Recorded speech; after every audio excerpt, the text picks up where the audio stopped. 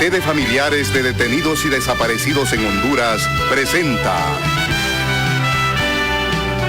Voces contra el Olvido. Porque mirar hacia el pasado es hacerle un homenaje al futuro del presente.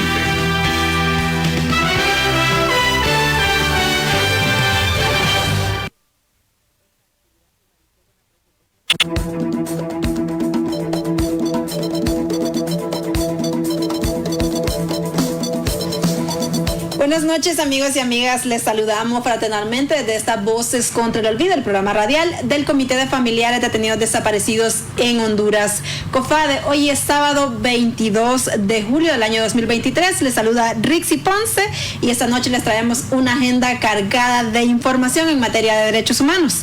Pero antes vamos a recordar a esos hombres y mujeres que fueron asesinados en el marco de protestas del fraude electoral de 2017 por el régimen de Juan Orlando Hernández.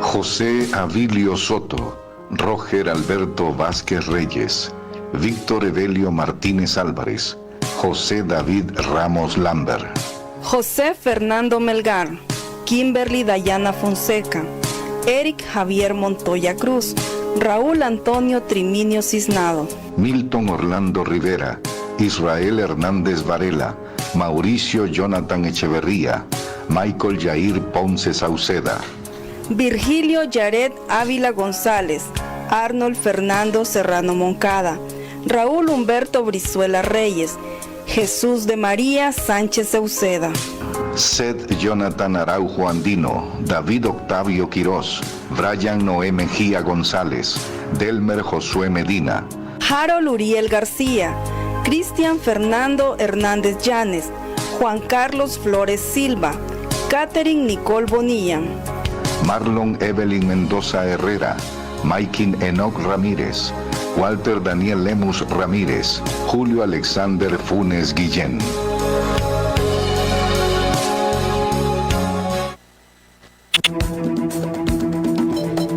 Y saludamos a Cristian Maradiaga, Selvin Silva y Rona López, quienes esta noche están en controles. Y ya desde ya le damos también la bienvenida a nuestro invitado de esta noche, el profesor Sergio Rivera, delegado del Poder Popular y catedrático universitario. Buenas noches, profesor Sergio. Buenas noches, muchas gracias por esta invitación a Voces contra el Olvido, un programa que está en la memoria, está en la historia y en la lucha del pueblo hondureño. Como cada sábado, también ya se encuentra con nosotros nuestra coordinadora general del COFADE, doña Berta Oliva. Buenas noches, doña Berta. Rixi, buenas noches. Sergio, bienvenido a mi abrazo. Gracias. Bueno. Sobre todo también al pueblo que está pendiente de este espacio de memoria y aquel hombre que hace posible que este espacio camine y surja.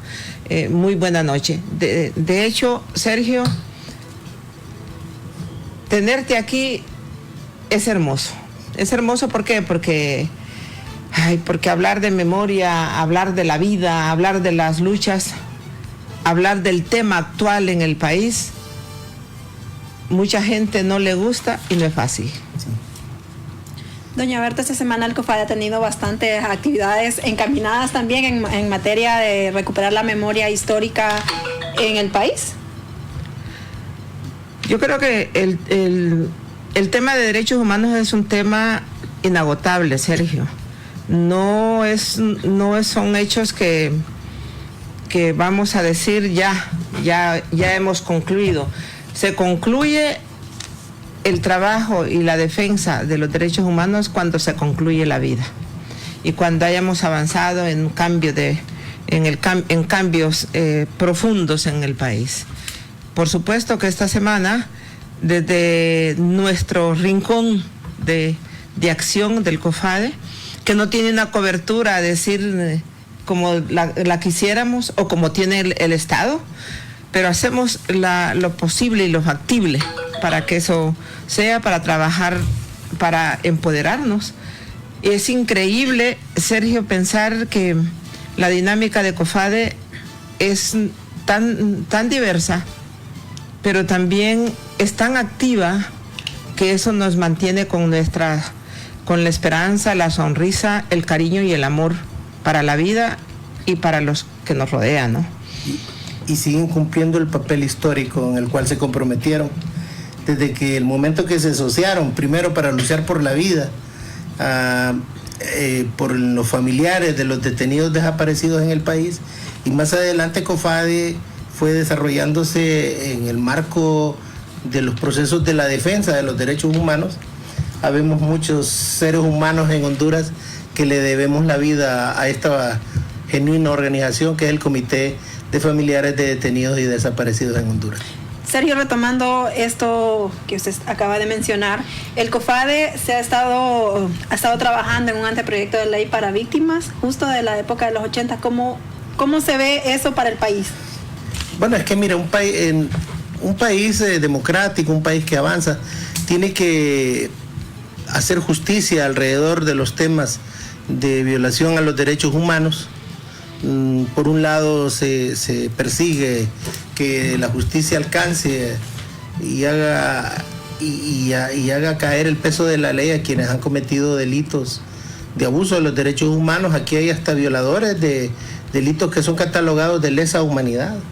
El tema de la tortura, hay tratados internacionales de las Naciones Unidas que han prohibido la ejecución de la tortura, y en Honduras pues ha sido una práctica. Incluso las escuelas de formación militar que estuvieron en un tiempo en Panamá, que se llamó Casa de las Américas, y que estaba en el Comando Sur, y que hoy el Comando Sur está acá, en su momento tuvieron diplomados sobre técnicas de tortura. El mismo manual de la CIA hablaba de técnicas de tortura, y eso fue lo que aplicaron en un tiempo dado, y por eso es que hay que erradicar todo ese tipo de prácticas violentas que atentan contra la dignidad humana. Y para eso, Sergio y Rixi, y usted, pueblo que nos escucha, es que COFADE ha decidido trabajar con un proyecto para que se termine en una propuesta de ley, y eso nos ha mantenido con una dinámica todos estos últimos 3 meses.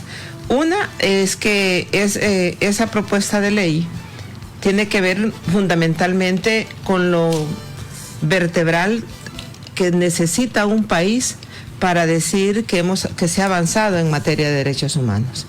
Y desde nuestra mirada tenemos que iniciar esa propuesta a partir de la implementación de la doctrina de seguridad nacional. Y eso nos indica, y tenemos que saberlo, que es como un parte de retomar, reconstruir y construir la memoria histórica. Y la memoria histórica no es basada solo en recuerdos y lamentos, sino que es un tema fundamental legal de derechos humanos, y que esa deuda pendiente legal la tienen los estados, y por supuesto es lo que nosotros creemos que podemos aportar para ir refundando la nación y el país con leyes que nos indique el camino en temas de derechos humanos.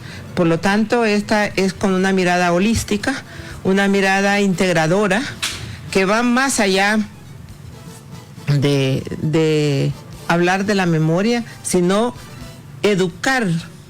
La educación es fundamental para la vida y el desarrollo de los pueblos que pueda tener memoria. Entonces, eso es lo que hemos estado haciendo. Y por lo tanto, en esa lógica, este miércoles,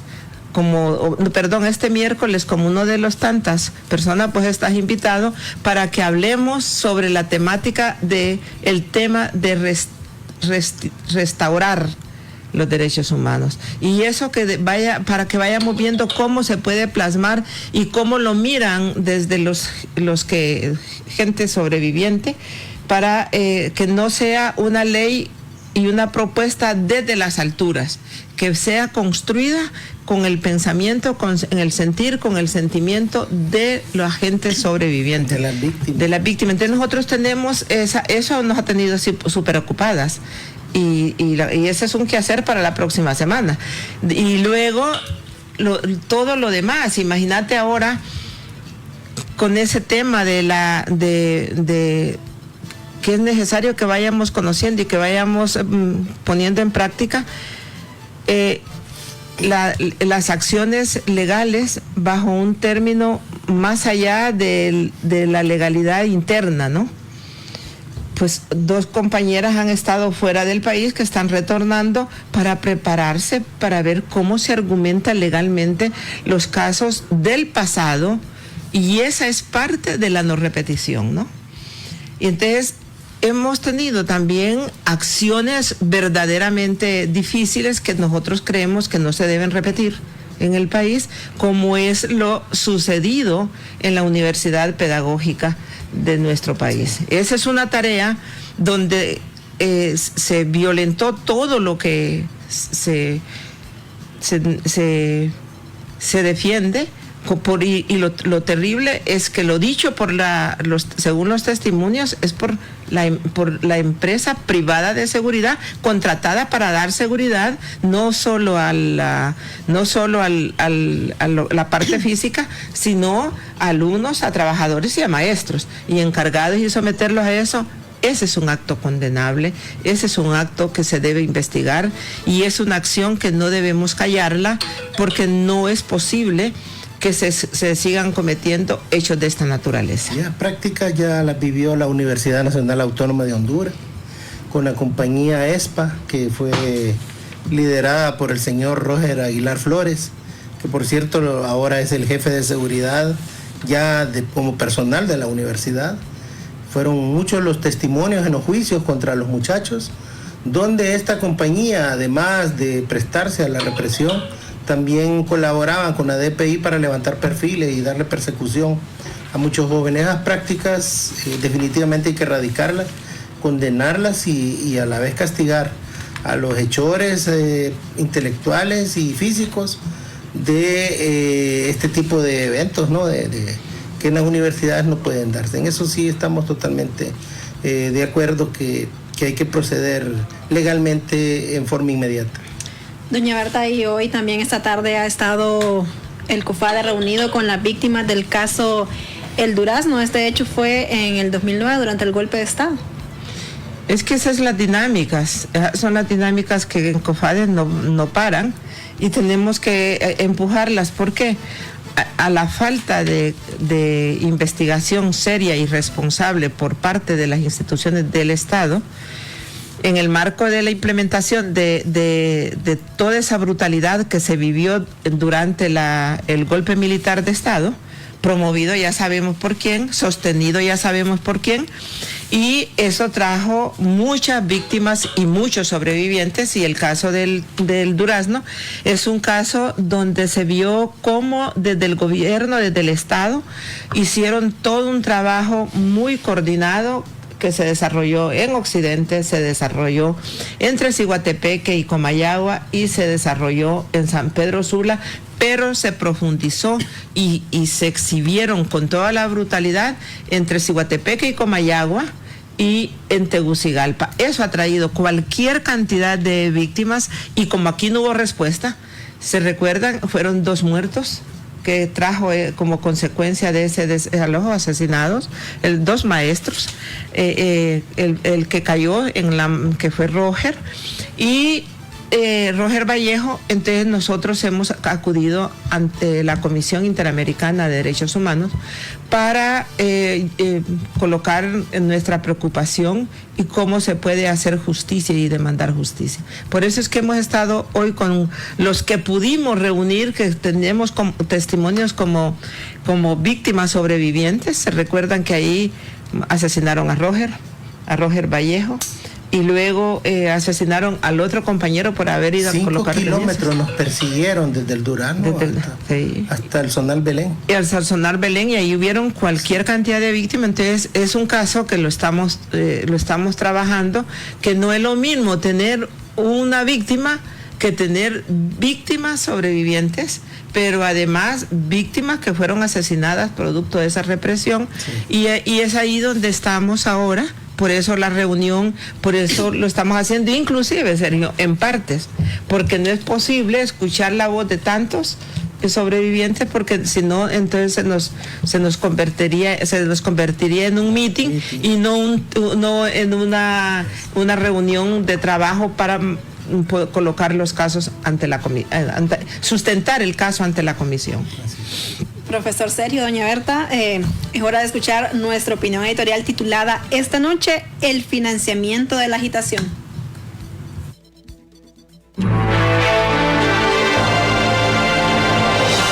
A continuación presentamos nuestra opinión editorial. El financiamiento de la agitación. En Bruselas, durante la cumbre de la CELAC, con los europeos rusofóbicos y antichinos, la presidenta Xiomara Castro denunció de forma directa la existencia en Washington de un gabinete de lobistas saboteadores de su gobierno. ¿Quién paga ese gabinete? Todavía no lo sabemos. En tiempos de Goriletti, fue Ping Pong quien pagó $350,000 mensuales al bufete McCain para afianzar el golpe, y en tiempos de la dictadura del cártel Hernández, fue Hilda y su hermano quienes pagaban $60,000 mensuales a BGR Government Affairs.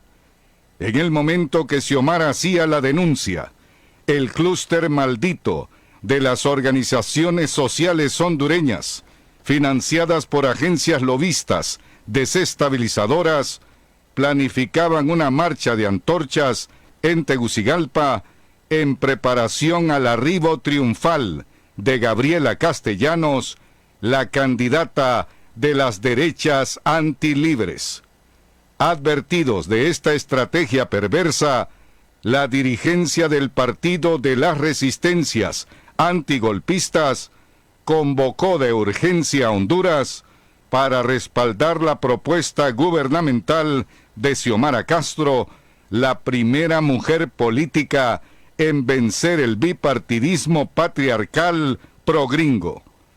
En tiempo récord, la multitudinaria reacción de la población, junto a la militancia partidaria, funcionarios públicos, diputados, alcaldes, juventudes y organizaciones de base, envió un mensaje claro y potente a los agitadores de la confrontación. El mensaje es que llegó el momento de hacer hablar las calles, de levantar las banderas de todos los colores para empujar un proyecto de nación, no un proyecto narco, no de golpe para regresar a la caverna y no de ricos corruptos contra pobres emigrantes. Sin calcular el efecto boomerang, los agitadores avivaron con pasión la contradicción de clases desde la radio, la televisión y los periódicos, poniendo al frente a un general robacarros, una académica sin academia, una asociación social sin sociedad ni justicia, un consejo empresarial títere de la avenida Los Próceres y una señora de la ONU con espíritu de zampa limones. Desde una perspectiva solidaria, de defensa de derechos humanos, habría sido muy bien apreciado el gesto acompañante a una persona que súbitamente dejó el país el 18 de junio, denunciando amenazas a muerte y persecución por su trabajo en el CNA. En aquella fecha, con el velo de un espectacular misterio, la organización ASJ, vinculada a lobistas estadounidenses, dirigió la estrategia comunicativa del autoexilio, subrayando que la compleja situación de inseguridad de Gabriela estaba ligada a su última denuncia contra el nepotismo en el gobierno de Xiomara.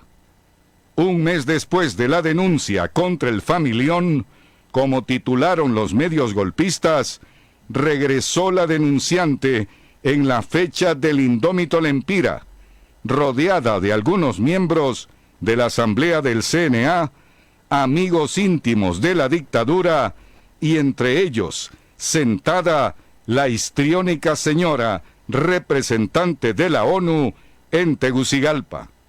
Son numerosas y memorables las historias reales de personas que regresaron de sus dolorosos exilios a competir por el poder, dando la cara para ganar, investidos del aura mágica del regreso esperado, de la reconquista moral, de sus identidades perseguidas y de su temple a favor de la nación.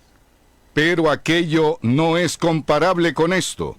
Lo que tenemos aquí es una funcionaria de una institución público-privada que reaparece después de unas semanas lanzando llamas al gobierno que cumple con más del 50% de su presupuesto en nombre del Estado y amenazando no dejar santos con cabeza y prohibiendo a Libre continuar en las calles bajo el argumento que ahora es el gobierno.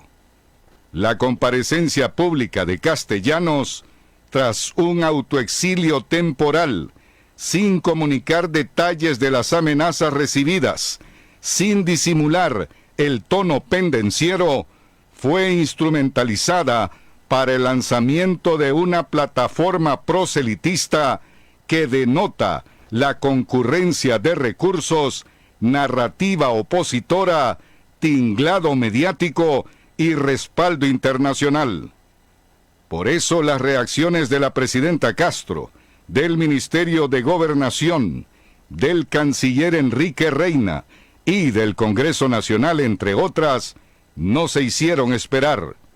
Inaceptable la politización de Naciones Unidas en Honduras, escribió en su Twitter la presidenta hondureña en referencia a la participación de Alicia Shackelford durante el lanzamiento de Gabriela. Las intervenciones de la representante de la ONU en Honduras en actos de naturaleza política no son compatibles con la función diplomática, escribió el canciller Enrique Reina en el Twitter institucional. El diplomático hondureño subrayó que esta aparición de Alicia no es oportuna en el momento que el equipo de expertos de la Secretaría General de Naciones Unidas está desplegado en el país para el establecimiento de la Sisi, porque el pueblo exige imparcialidad en esta lucha contra la corrupción. Sin la higiene diplomática de la Cancillería, la coordinación del Partido Libre señaló que el CNA jugó un rol apañador de la dictadura corrupta de 2009 a 2021 y que mal ha hecho la señora Shackelford asociarse a este perverso juego político del CNA de atacar a la presidenta Xiomara Castro.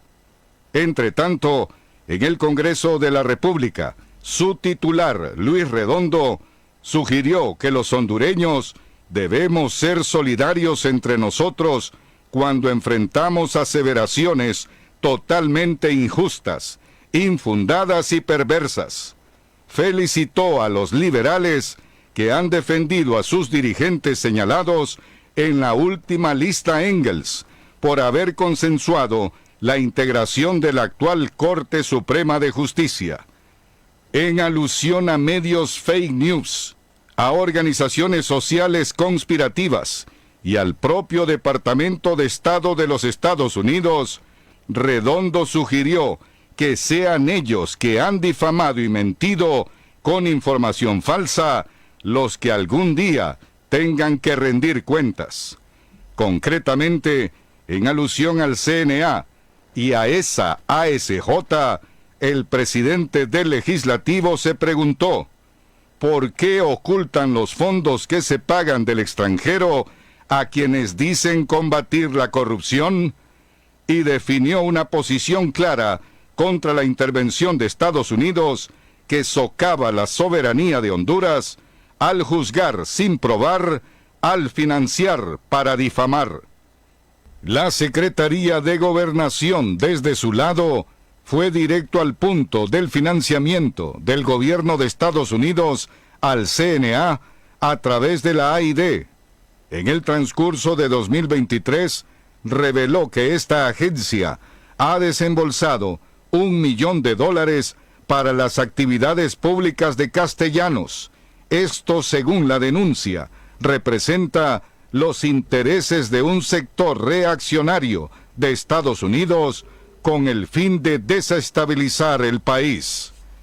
Es oportuno recordar que la AID salió de Honduras después del golpe de Estado, cuando fue señalada por Berta Cáceres de financiar la persuasión de la población de Santa Bárbara e Intibucá a favor de la destrucción del río Hualcarque. La AID retornó junto a la embajadora Laura Dogu tras la investidura de Xiomara Castro en 2022, simulando no haber formado parte de la agitación de camisetas blancas que sostenían el golpismo fraudulento y corrupto. Este es el clima de la semana, una mezcla de eventos y acontecimientos que van configurando las fuerzas sociales y políticas alrededor de las dinámicas del poder, agregando lamentablemente un actor internacional que debería estar al margen de la conflictividad nacional. En 2009, la ONU jugó un papel coherente con los valores universales tras el golpe de Estado, cuando expulsó a Honduras de la Asamblea General y reforzó la presencia de los mecanismos de protección de los derechos humanos en todo el país. Abogó por el retorno de la institucionalidad democrática y trabajó contra la voluntad de la dictadura para instalar la oficina del Alto Comisionado de Derechos Humanos en nuestra capital. Sin embargo, a nivel de la coordinación de las agencias, su actual representante ha demostrado varias veces un alineamiento a las posiciones interventoras de la Embajada de Estados Unidos y de algunos países miembros de la Unión Europea. Estos dos actores no gozan de la confianza popular en Honduras, porque en 2017 avalaron descaradamente el fraude electoral y la reelección ilegal del narcodictador. Por tanto, Alicia ha comenzado a caminar sobre arenas movedizas y podría avanzar en el mismo camino de la embajadora estadounidense hacia una declaración oficial de personas no gratas. En resumen, estos son los hechos: el planificado regreso de Gabriela, la lista Engels cargada hacia el Partido Liberal, la condena de la injerencia de Estados Unidos por la presidencia del Congreso, la denuncia del financiamiento desestabilizador de la AID, el rechazo al proselitismo de derecha apoyado por la señora de la ONU, el riesgo de parcialidad al que podría ser empujada la Sisi, el regreso de Xiomara de la cumbre Unión Europea-CELAC, donde denunció el lobby de Washington en su contra, y la derrota político-diplomática de la Unión Europea, que no pudo imponer a Latinoamérica la agenda rusofóbica de Estados Unidos en Bruselas. Todo eso está conectado al presente, todo está relacionado, y no vamos a ser ingenuos en esta aproximación crítica a la candente agenda de la semana. Bienvenidas y buenas noches. La memoria es un derecho.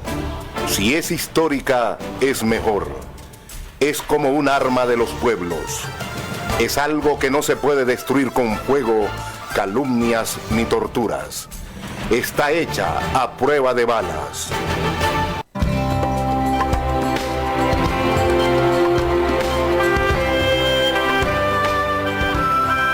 Los parientes de los desaparecidos por razones políticas no tenemos odio ni sed de venganza.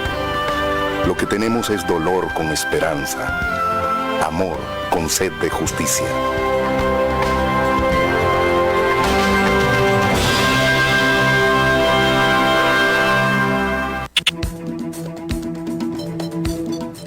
Y escuchábamos nuestra opinión editorial titulada esta noche, el financiamiento de la agitación. Le consultamos al profesor Sergio Rivera cuál es su opinión sobre este editorial que ha difundido el COFADE esta noche. Es un editorial que contiene diversos temas, pero debo reconocer que se va al grano. O sea, felicito a quienes el consejo editorial del COFADE porque tocan en esencia los problemas que han estado sucediendo en el país. Por un lado, hacer acopio de la denuncia que hizo la presidenta en Bruselas. Desde allá denunció de que desde Estados Unidos se paga gente para que logre detener el avance del gobierno, y ahí mencionaron ya las cantidades, prácticas que vino utilizando el gobierno de la narcodictadura también.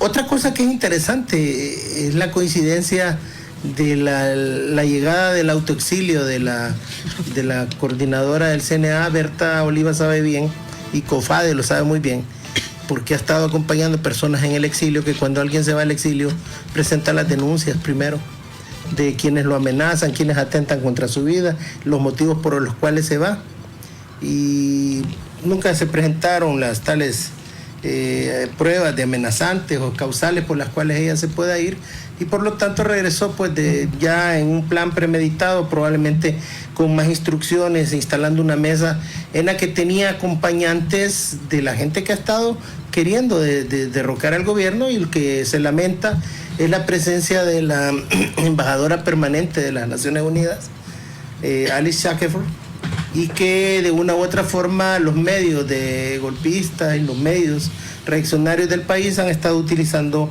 esa imagen en la mesa principal donde estaba la embajadora residente, y eso le da un tinte también político a esta misión internacional que debe de mantener imparcialidad en cualquier asunto interno del país. Muy interesante el editorial, porque aborda temas vinculados también a lo que ha pasado en el país, en torno a que la trayectoria que ha seguido instituciones como la AID, que son de Estados Unidos, o recordando el triste papel de la teniente Heidi Fulton, que era la encargada de negocios, y que todos los que están escuchando este programa en este momento recordarán a aquella señora entusiasta que se fue a meter al entonces Tribunal Nacional de Elecciones a decir de que nunca en su vida había visto un proceso tan transparente y tan democrático como aquel que le daba la reelección al señor Juan Orlando Hernández.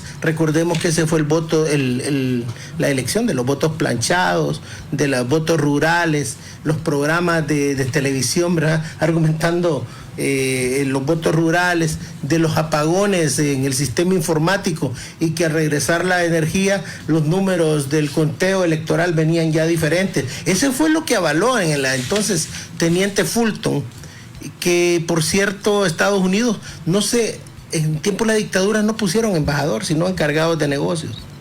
Al asumir libre se traen a la actual embajadora, que recordemos, o los que saben, ella estuvo como embajadora también en la República de Nicaragua en los momentos en que se hizo un levantamiento propiciado desde la misma embajada para derrotar al gobierno de Nicaragua.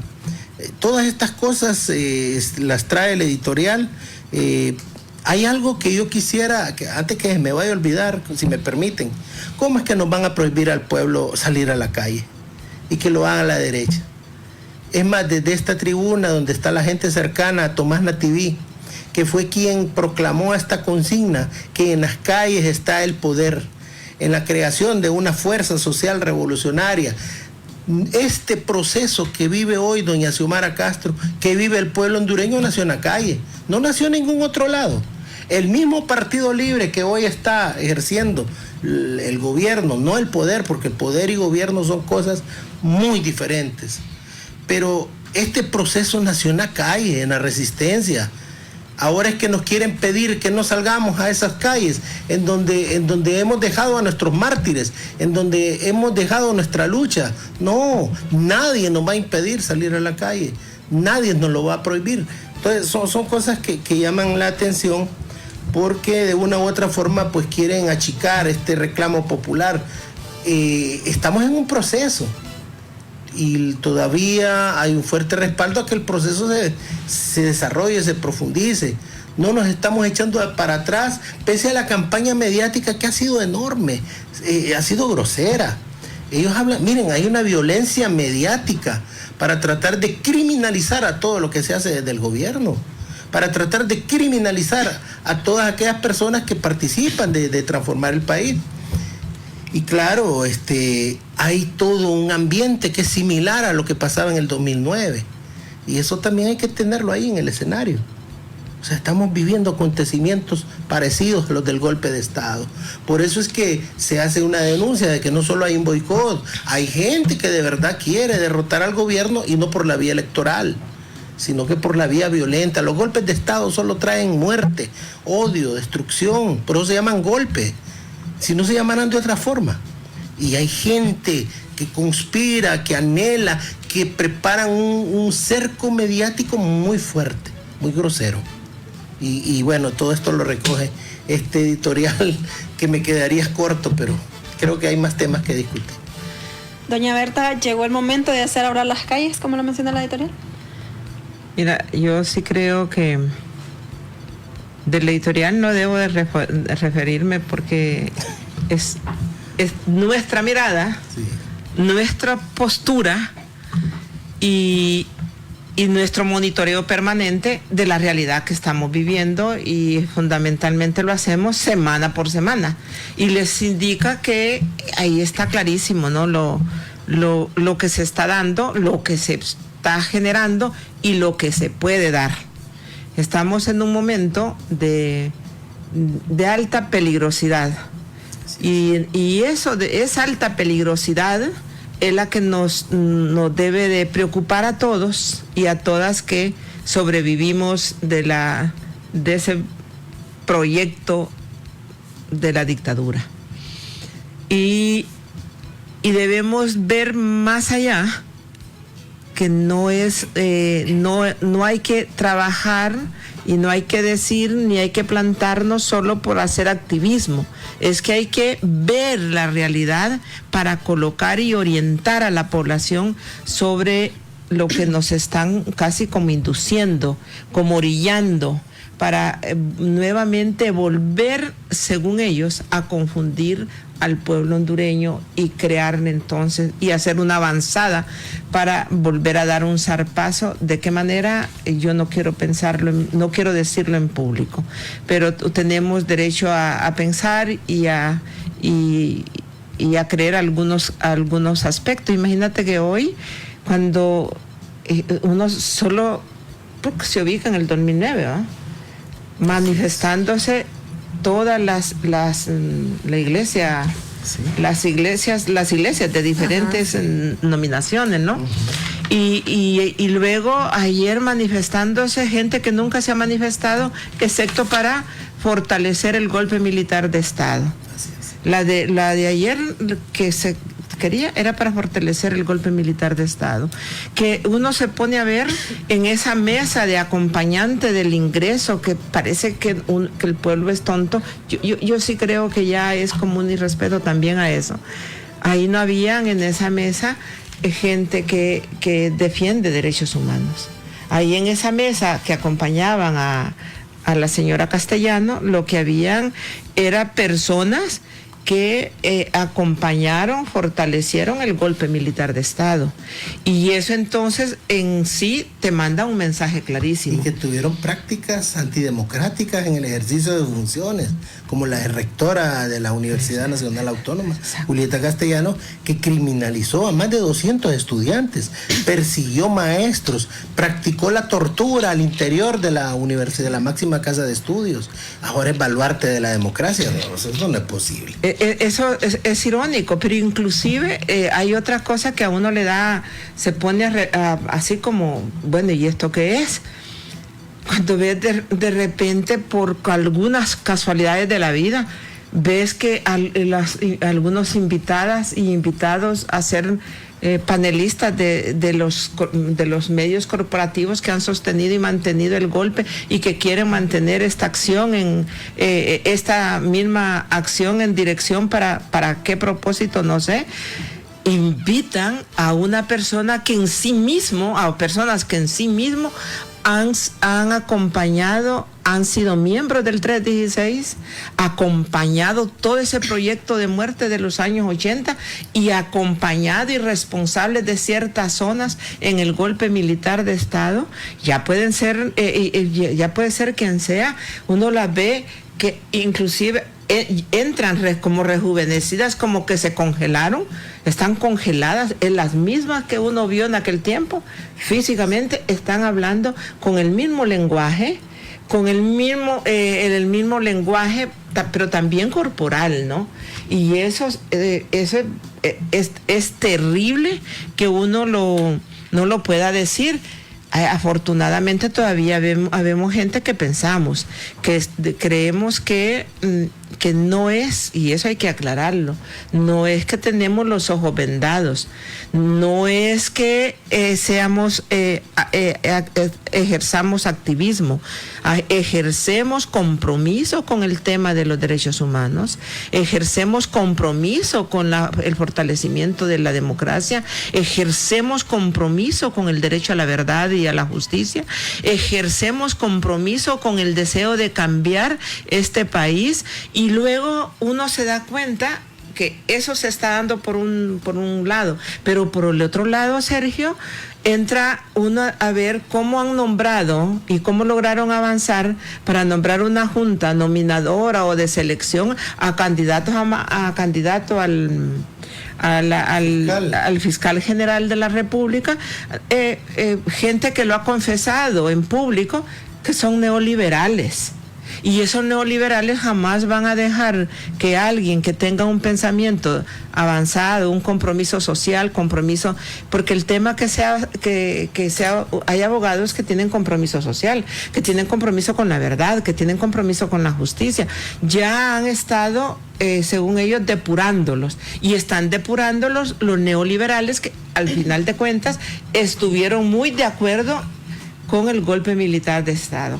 Por Dios, esa me parece a mí que dejar pasar estas cosas y sin el tema de la fiscalía, perdón, Berta, es muy delicado. La fiscalía se creó en primera instancia para acompañar al pueblo en la defensa de su justicia. O sea, la fiscalía es la defensoría del pueblo, y lo que tenemos nosotros es una fiscalía más bien agresora. Berta Oliva es testigo de haber acompañado a muchos criminalizados en el proceso de la resistencia, estudiantes, protestantes de todo tipo, y la fiscalía se lucía para incriminarlos, para someterlos en forma rápida. O sea, jugaron un papel de gendarmes de la dictadura, jugaron un papel triste porque quedaron con una deuda en materia de justicia increíble, a tal grado que el mismo fiscal general que todavía está, ni siquiera estuvo en la nómina en la nómina pasada de los preseleccionados. Sí. No estuvo en la nómina. Eso fue un madrugón en el Congreso Nacional, donde lo pusieron a él como fiscal, y hasta le denominaron el fiscal 5 estrellas. Sí. Pero recordemos, compañeras y compañeros, que allá en Nueva York están presos 2 hermanos acusados de narcotráfico y acusados de un montón de delitos conexos, de muertes y un montón de cosas. En Honduras no tienen ni un delito registrado, ninguna acusación, porque hubo acusaciones contra ellos, abogados que se expusieron a poner denuncias contra ellos y no fueron tramitadas por esa fiscalía, quien debió someterlos a los tribunales. Entonces, de lo que se trata es de cambiar esa dinámica y ese tipo de actuaciones que no concuerdan con un proceso de refundar el país, que no concuerdan con un proceso de tener una justicia para todos. Si no tenemos justicia, no vamos a tener entonces el derecho a poder desarrollarnos como nación, porque sin justicia todo queda en la impunidad. Y el proceso de refundación también cae o pasa precisamente por hacerle honor a quienes no han podido gozar de la justicia en todo este tiempo. Es que Sergio y Rixi, la verdad es que tenemos, a mí me confunde algo, dice, están en el poder. Y sí, está en las instituciones del gobierno, está en el gobierno, pero el poder no. Si no, ustedes ven cómo es posible que hay algo que es tan importante como la justicia tributaria, pero que en el fondo la justicia tributaria no les toca algunas prebendas ya establecidas, pero no se ha podido aprobar en el Congreso Nacional porque quieren negociar mejor tajada. Y si se tuviera el poder realmente, que tratos por cuestión de dignidad, por cuestión de apoyar a un esfuerzo de cambio, ya se hubiera aprobado esa ley, no fuera motivo todavía de discusión y de necesidad de aprobación. Desde ahí entonces uno se ve que están mintiendo, están diciéndole a la gente, están en el poder y no están haciendo nada. Lo que sí es que se está en el gobierno, pero no significa tener la institucionalidad como la tuvo la dictadura en estos últimos 12 años. No solo tenía al Poder Ejecutivo, al Poder Legislativo y al Poder Judicial, sino que tenía el Ministerio Público. Así es. Tenía el Ministerio Público a su completa disposición, ni siquiera investigaban. Y además se convirtió, yo siempre lo dije, porque nosotros hemos sido visitoras, exigentes, demandantes, y eso nos hace monitorear el accionar de las autoridades del Ministerio Público desde sus inicios. Cambió radicalmente de manera tal que en 5 años, 6, 7 años, en menos de 7 años, el Ministerio Público se había convertido en una lavandería. Y ahora la lavandería se vulgarizó, porque a principios del golpe militar de Estado, nosotros interpusimos 90 denuncias por violaciones a los derechos humanos que se estaban cometiendo en el momento. Y ellos de inmediato lo que vendían era a sustraer las pruebas que uno podía ir acumulando. ¿Y qué fue lo que hicieron? Perdieron las denuncias con todo y prueba. Y la mayoría de esos casos que se interpusieron en el Ministerio Público fueron llevados a requerimiento fiscal. Y alguno que otro que se logró requerimiento fiscal, nunca el Ministerio Público hizo la acción que debió haber hecho. No era buscar al de menor rango que operó en tal violación, el policía o militar de menor rango que participó, sino que a ese se le acusó todo el problema. No buscó nunca los jefes de los comandos, ni siquiera al jefe de las Fuerzas Armadas. Nunca a ese hombre que anda hablando de democracia, que anda hablando de la unidad familiar, de la unidad del Estado, óigame, con qué es, yo no entiendo cómo es que es posible que le puedan dar, y eso creo que debemos de reflexionar el pueblo hondureño, cómo es posible, debería de irse a tomar realmente esos medios que se toman, que lo llevan para ofendernos cada vez más con la presencia de gente que ha dado un golpe, que los asesinados, torturados, exiliados han sido un sinnúmero de personas, y allá anda vivito y coleando. Y el asunto es que este señor, a mi criterio, debería estar tras las rejas. Recordar que los delitos que él cometió no prescriben. No. Son de lesa humanidad, son delitos de lesa patria también. De lesa patria también. Recuerden que cuando Romeo Vázquez Velázquez dirigía las Fuerzas Armadas, se daba la orden de dispararle a las manifestaciones. Y no eran balas de goma, como decía aquel señor que se murió, sino que eran balas vivas, dispararle a una población desarmada, óigame, dispararle a su pueblo, el pueblo que les paga el salario a los militares y policías. Y quien daban esas órdenes, precisamente uno de ellos, Romeo Vázquez Velázquez, que anda entusiasmado de medio en medio, y le hacen gran cobertura a las declaraciones de Romeo Vázquez, que prácticamente está llamando, incitando a otro golpe de Estado.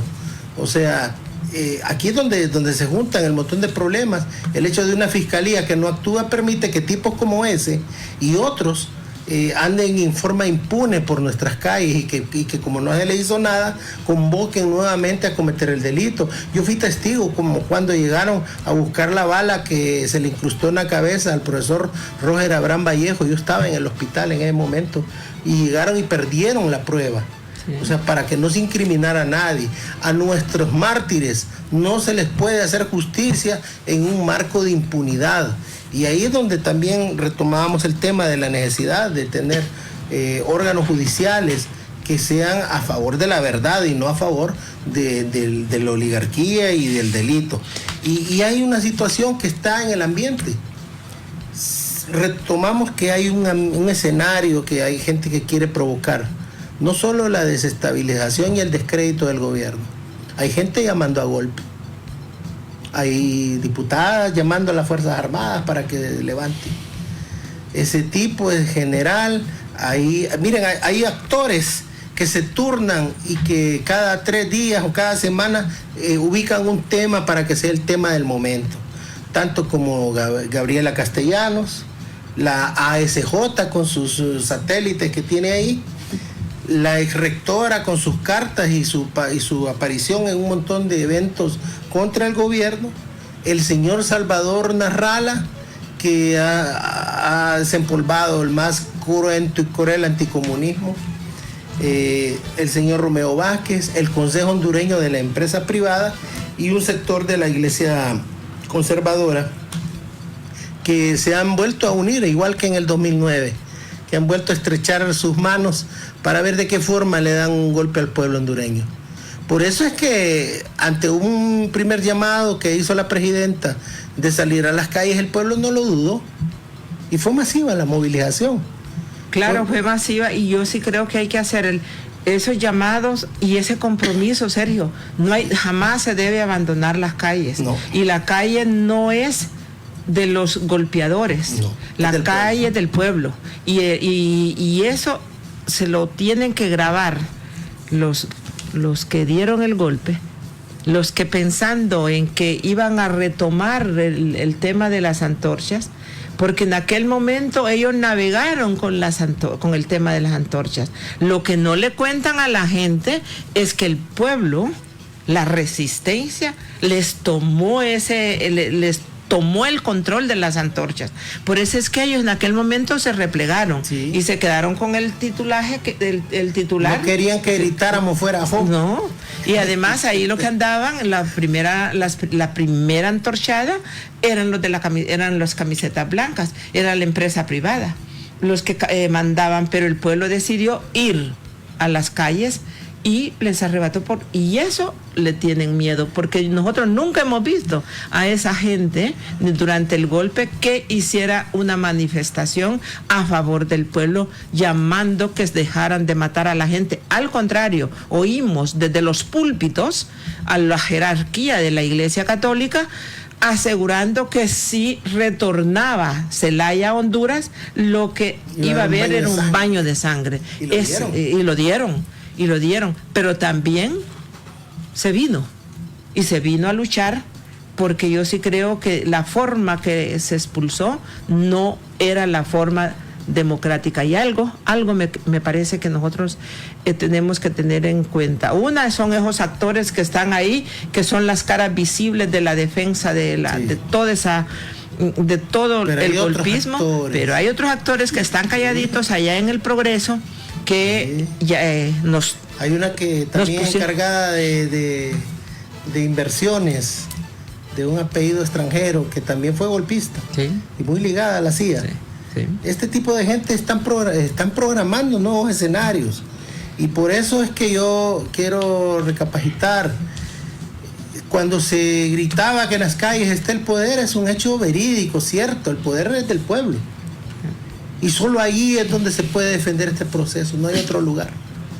Porque la oligarquía tiene el poder en este momento. Y el que se pierde es porque quiera. Sí. El que se pierde es porque quiere, Sergio. En las calles está el poder, lo dijimos, lo supimos y lo practicamos hace muchos años, y ahora lo estamos reconfirmando. Ahí está el poder. Y con un pueblo en la calle, con un pueblo en lucha, con un pueblo dispuesto a defender este proceso. Es un proceso el que estamos defendiendo. porque es un proceso de destruir las estructuras que dejó la narcodictadura, las estructuras del crimen, las estructuras del golpismo, las estructuras de la impunidad, para reconstruir una patria más justa para todos. Y eso solo se logra luchando en la calle. Muchas gracias, profesor Sergio Rivera, por habernos acompañado en este espacio de memoria del COFADE esta noche.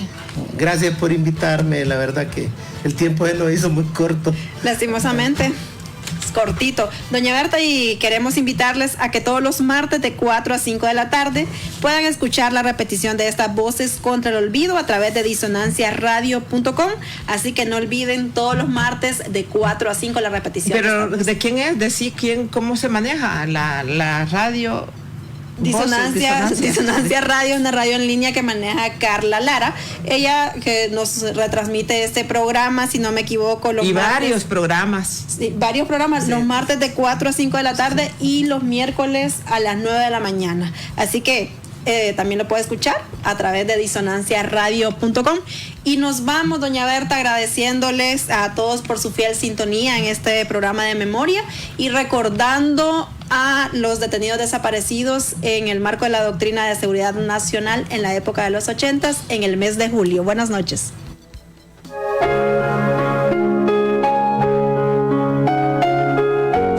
Hans Albert Madison López, hondureño, fue desaparecido el 8 de julio de 1982 en la colonia Florencia de Tegucigalpa cuando militares se enfrentaban a supuestos guerrilleros. Saúl Godínez Cruz, hondureño, maestro de educación primaria, fue desaparecido el 22 de julio de 1982 por un militar y 2 civiles de los Escuadrones de la Muerte. Francisco García, hondureño, periodista, capturado violentamente el 9 de julio de 1984 en su domicilio en Nahuaterique, La Paz, por soldados del ejército hondureño. José Amílcar Maradiaga, hondureño, campesino originario de Jacaliapa, El Paraíso, fue desaparecido el 1 de julio de 1983 al ser secuestrado por los Contras. Marco Tulio Sosa, hondureño, fue secuestrado el 17 de julio de 1987 cuando se conducía en un vehículo a la colonia Kennedy. Stanley Castellón Amaya, hondureño, desaparecido el 28 de julio de 1987 en la carretera de Santa Bárbara a San Pedro Sula.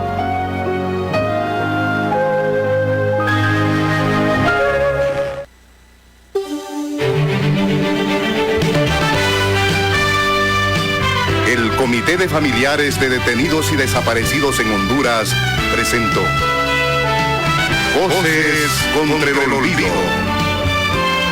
Porque mirar hacia el pasado es hacerle un homenaje al futuro del presente.